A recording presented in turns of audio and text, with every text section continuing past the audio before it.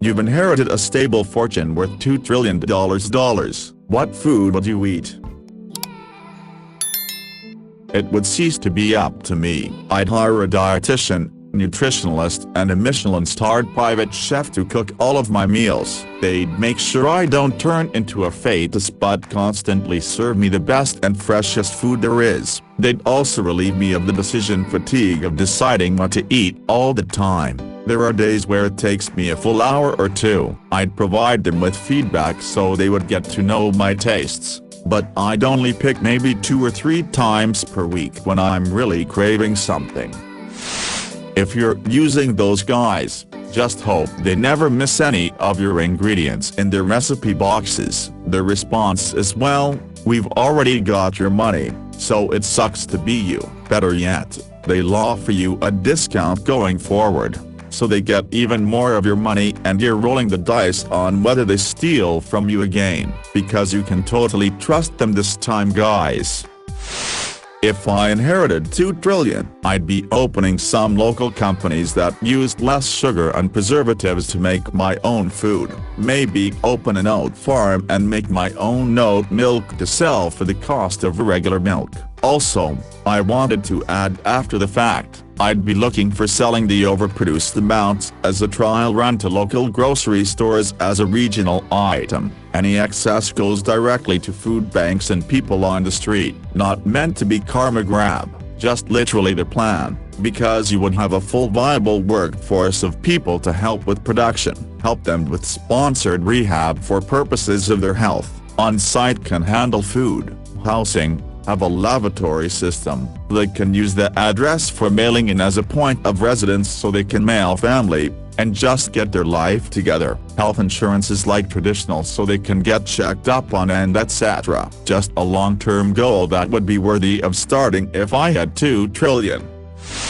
I'm not American, so maybe I'm gonna say something stupid, but how about living like 30 minutes away from Indianapolis, which is, with my few knowledge of Indiana, the biggest city of the state if I'm not mistaken, so you can get the benefits of the countryside and the benefits of a city when you wanna have some fun. Maybe the commute is terrible, Indianapolis is shit. I've driven through Kansas a few times to get to Colorado and I don't think it's too bad. I like the subtle beauty of the prairie, the Flint Hills, and the monument rocks out in far western Kansas. I'm also a history nerd, so I enjoyed going to both Dodge City and the Little House on the Prairie cabin site outside Independence. I would personally rank northeastern Oklahoma, Tulsa area and the Omaha, Nebraska area below what I've seen in Kansas. Eastern Key is the same. Anytime anyone mentions trying to move away from using coal, it is like they are asking the people to chop off their arms or something. It is like they can't understand that there are other ways to live, so much potential, no one willing to change. The problem is it feels like no one wants to change, it's coal or nothing. So many people in West Virginia are married to the idea that coal, and only coal, is the economic foundation of the state. They could have a huge tourism industry, but unfortunately the only value the government seem to see in their natural landscape is how much of it is viable for mountaintop removal mining, and some of those small towns can be downright scary. Even in good areas like around Morgantown, there's a shocking amount of dilapidated houses. There is the town of Hurricane. I grew up next to West Virginia. I moved away for college and work. I decided to work in West Virginia. Worst year of my career. The problem is it feels like no one wants to change, it's coal or nothing. Even in my hometown someone wanted to try and add a tech center, but all the local officials saw was dollar signs and wanted to tax the hell out of them. Nothing got out of planning. It's sad. It's a beautiful place to visit, but I would not move back. I honestly think pretty much all of Appalachia and the Rust Belt have so much potential to be reborn and thrive in the coming decades. If they do it right, they're really on fire, especially since they fixed that river. They have enough water while not going to be underwater, don't have hurricanes, are close to major population centers, from DC to NY to Chicago, and are beautiful. Oh, and the city centers were built before the rise of the automobile, so they often have decent, walkable cores. That said, not sure they're going to take advantage of it, but they could be so amazing, if they committed. Someone once said WV could be the Colorado of the East, and I think that aptly sums it up. Less remote and fewer water problems, though. Just in case other people are curious like I was, until 2020 the official name of Rhode Island was actually State of Rhode Island and Providence Plantations, and it was named after where 4 different colonies were. 2 were on what is now called AskReddit Island, but was called Rhode Island back in the day. The other 2 colonies were Providence and Warwick on the mainland, which are the Providence Plantations in the name, so technically calling it Rhode Island was a mistake or a simplification. 2 of the 4 colonies were on an island though. As for why it's called Rhode Island in the first place, apparently the early Dutch maps called it Rhode Island, which means Red Island as it had lots of red clay on it. This was anglicized to Rhode Island. Edit. In 2020 the official name was changed to State of Rhode Island.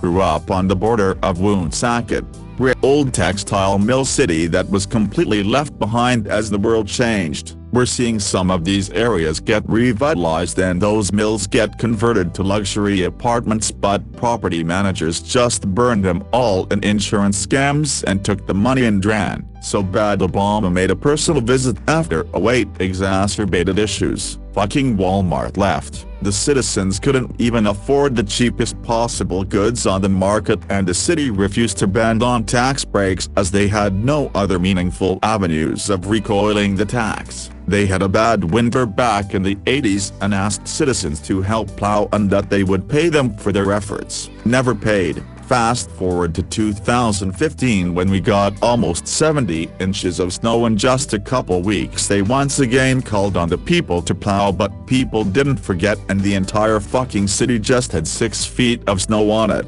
Joe Rogan did a bit on how much of a shithole it is. Fuck Woonsocket.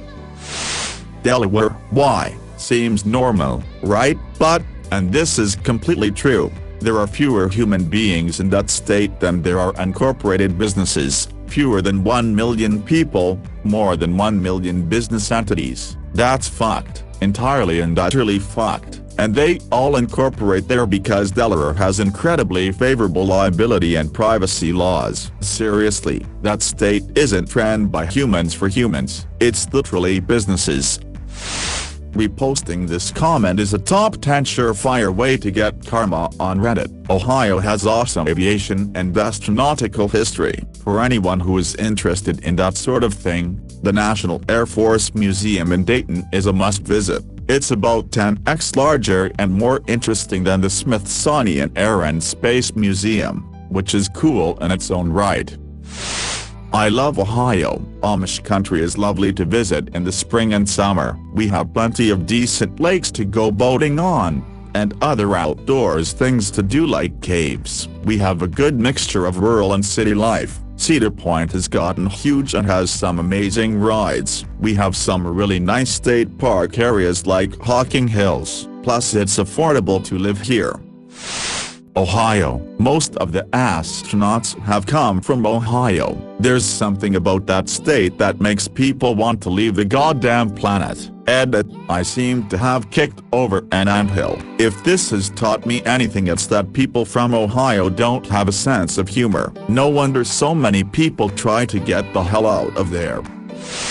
As a resident of Olive Branch, Mississippi, I wish I could disagree with the avalanche of Magnolia State hate, but we've got a lot of work to do, and someone has to do it. Maybe I'll come back home after college to help. Fighting the same fight over and over again is draining, and being a vocal, black female in Ms. politics can be dangerous. Let's be positive for a second, though. What I'm proudest of about Ms. is our rich literary tradition. Despite being thought of as completely illiterate and uneducated, Mississippi has produced some fantastic authors.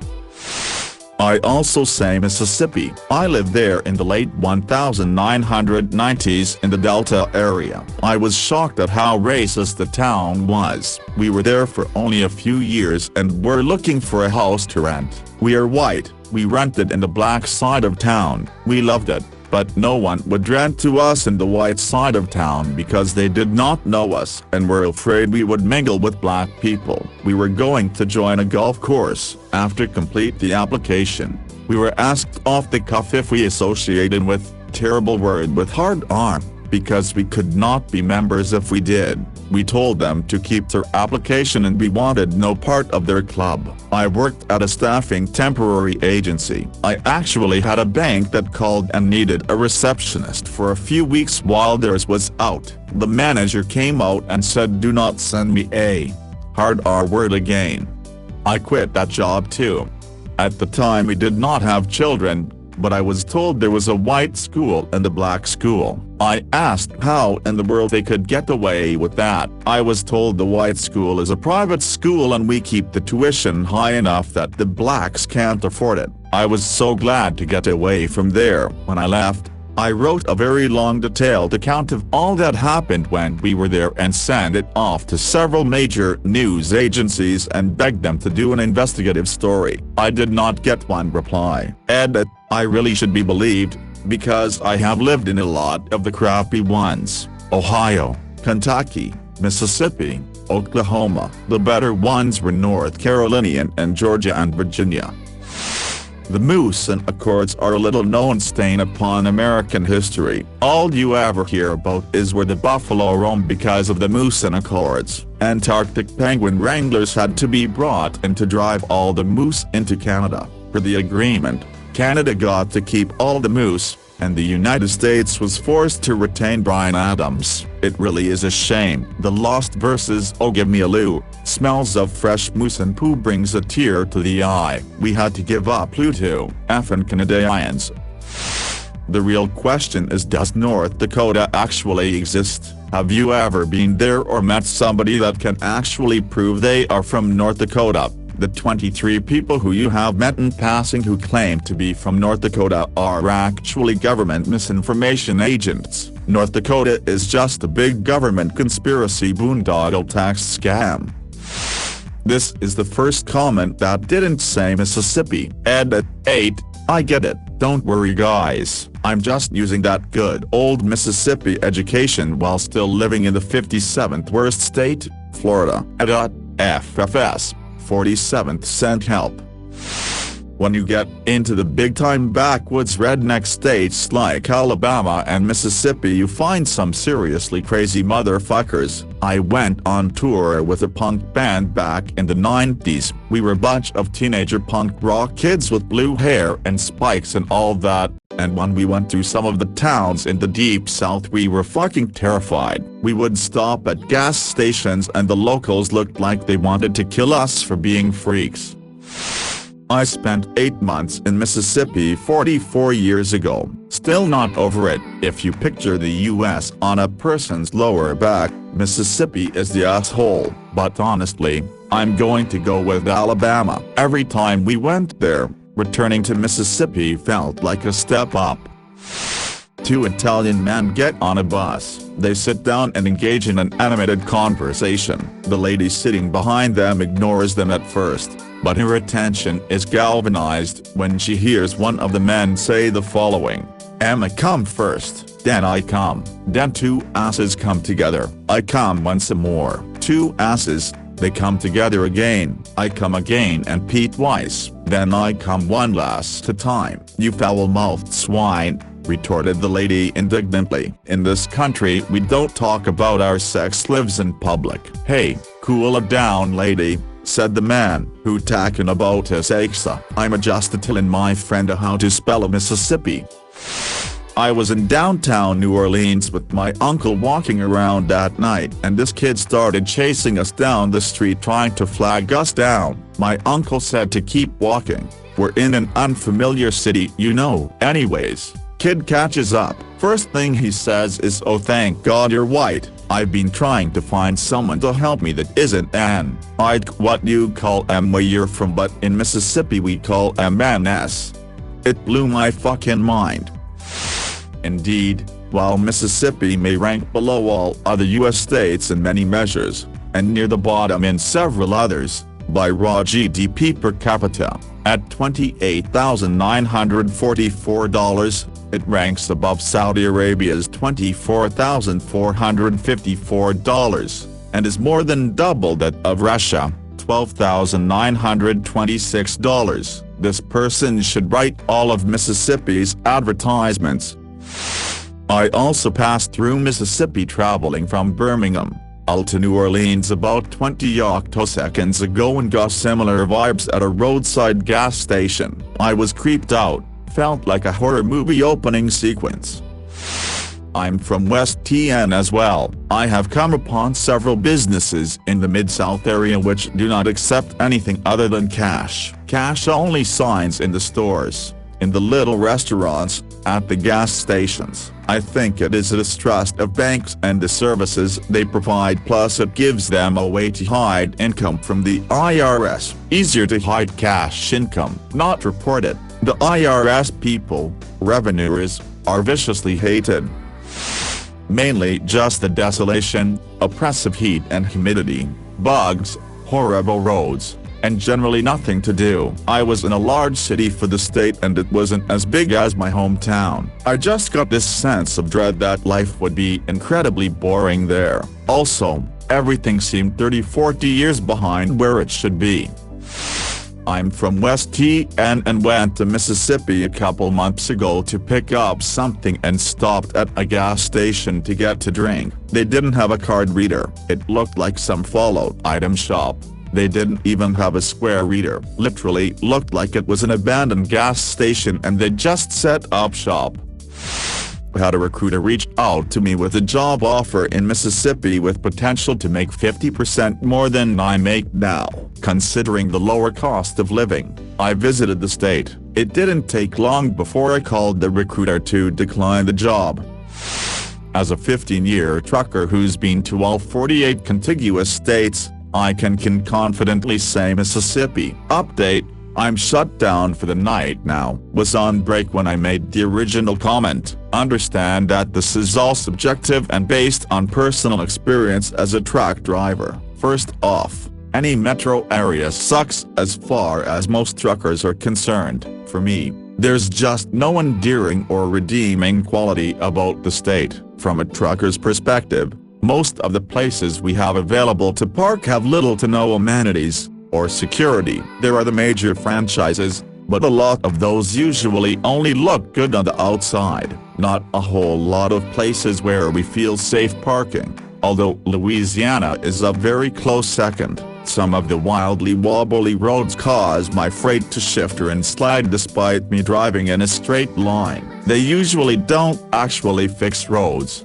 They just patch them up with asphalt repeatedly. When construction zones are finished and cleared, they'll leave the construction speed limit signs up so they can legally ticket you even though there's no more construction. They usually wait until the end of the month so they can make their quotas and everyone's guard is down. I've personally never seen this happen in another state. Customers, warehouses and the like barely maintain their facilities since the state hardly seems to enforce anything, although I did see one in Jersey City that looked like it should have been condemned. Even places that are supposed to look nice, like offices, look drab and wholly depressing, unless you're in one of the few more affluent areas. There's other things, but these are some that come immediately to mind.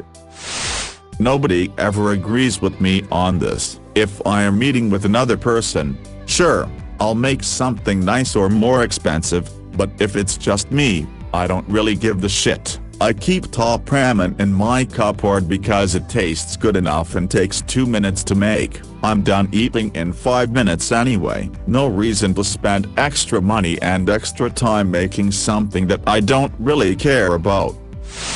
All I've ever wanted to do is buy and eat a whole Alaskan con crab. I'm tired of buying the legs one at a time. Snow and danishness are good. But imagine just one giant ass cluster of king crab legs, and I know I have to break them apart to eat them anyway. That's not the point, just a huge honking crab on my table.